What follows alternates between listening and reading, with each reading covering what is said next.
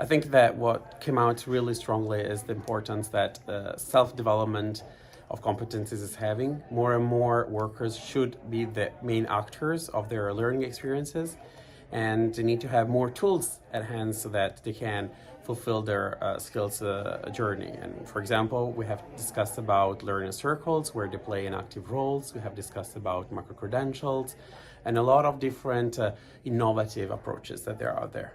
Mm-hmm. Looking from the outside, do you see that there is a Nordic approach to this? Because we are so keen on talking about the Nordic model and Nordic this and the Nordic that.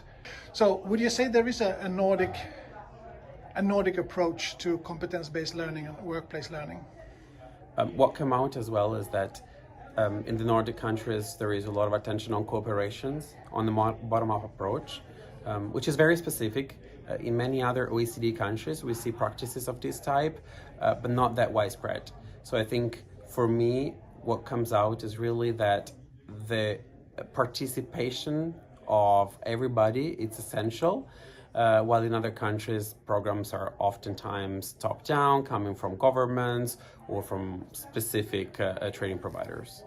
So given the fact that there is some common ground in the Nordic countries, where's the beef? What's difficult? Why isn't it working better in the Nordics?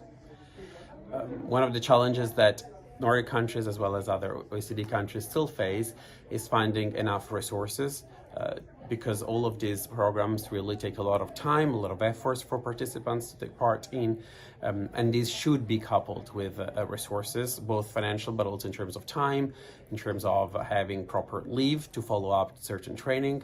At the same time, there are also a lot of problems in understanding what are the important skills that we need to address. Countries, both at public level but also private level, still face a lot of challenges in understanding where are the exact gaps. And so more tools should be developed, more effort should be put by governments and by private firms in addressing this gap. Now, we always often talk about silos, and one of the challenges being work life is a silo, universities is a silo, and public policy is a silo. How can we address that? Cooperation is essential in audio learning. People do not train for themselves alone, but they train to participate in society, and so they need to be part of a larger ecosystem. Workers need to tell universities and other formal learning providers what are the skills that they need. At the same time, the learner needs to be part of the process because it needs to have an individualized, personalized learning pathways. And so each one needs to play its own role. Working in silos is definitely not